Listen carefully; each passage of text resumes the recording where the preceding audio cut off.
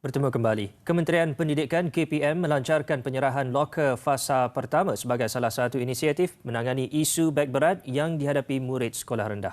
Menteri Kanannya, Datuk Dr. Razi Jidin berkata bagi fasa pertama, loker berkenaan akan dibekalkan kepada murid tahap 1 iaitu di tahun 1 dan 2, manakala fasa kedua untuk tahun 3 hingga 6 dijadualkan bermula tahun depan.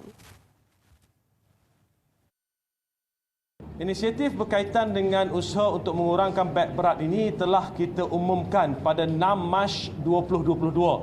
Dan Alhamdulillah hari ini pada 5 Oktober 2022 kita lancarkan antara inisiatif yang paling besar dan tidak pernah dilaksanakan sebelum ini, iaitu untuk kementerian membekalkan loker-loker ke sekolah-sekolah 2 sesi. Beliau berkata demikian selepas merasmikan inisiatif menangani beg berat Majlis Penyerahan Loker Fasa Pertama di Sekolah Kebangsaan Gombak Setia, Kuala Lumpur. Turut hadir Menteri Kanan Perdagangan Antarabangsa dan Industri Datuk Seri Muhammad Azmin Ali.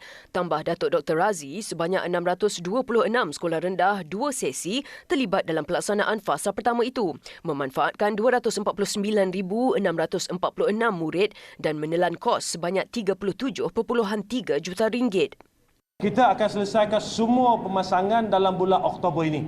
Jadi Alhamdulillah, seperti mana saya sebut tadi, di Gombak sebagai contoh ada 38 buah sekolah yang akan menerima loker, dan pada sehingga ke hari ini 5 buah sekolah telah kita pasang sepenuhnya, ada lagi 33 buah sekolah. Itu sebagai satu contoh.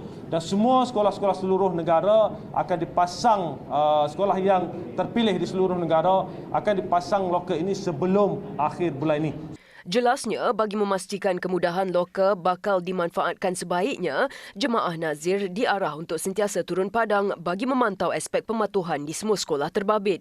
Selain penyediaan loker, KPM sebelum ini menggariskan 6 ketetapan lain bagi menangani isu beg berat.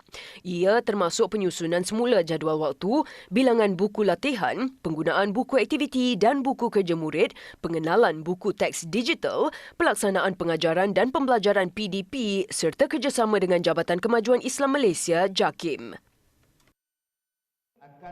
Sementara itu, seluruh warga sekolah termasuk yang di-Pertua Persatuan Ibu Bapa dan Guru YDP PIBG Sekolah Kebangsaan Gombak Setia menyambut baik inisiatif penyediaan loker bagi menangani isu beg berat dalam kalangan murid.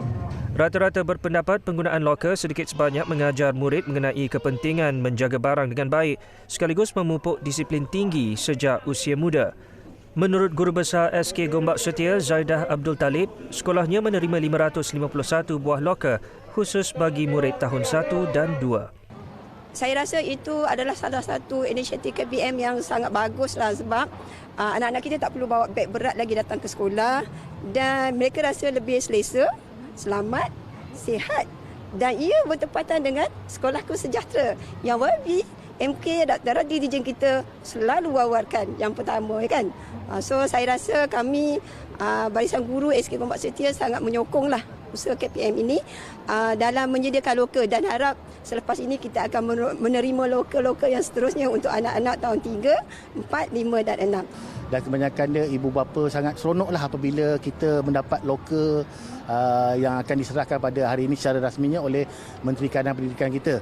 Jadi atas inisiatif sebelum tu pihak PIBG memang membantu sekolah. Kita sendiri pun ada menyediakan satu ruang almari dan juga box-box lah. Tapi itu tak cukuplah untuk menampung semua pelajar yang ramai di sekolah ini. Sebelum ini kita dah memang mendidik di sekolah SK Gombak Setia, mendidik murid-murid untuk cara-cara menggunakan loker ini dengan lebih berhemah lagi. Jadi insya-Allah kita akan memanfaatkan loker ini sebaik mungkin.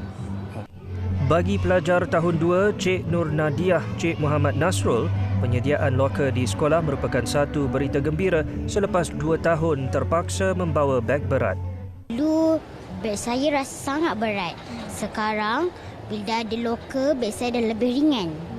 Dalam loker nanti saya nak letak buku, buku test dan buku aktiviti.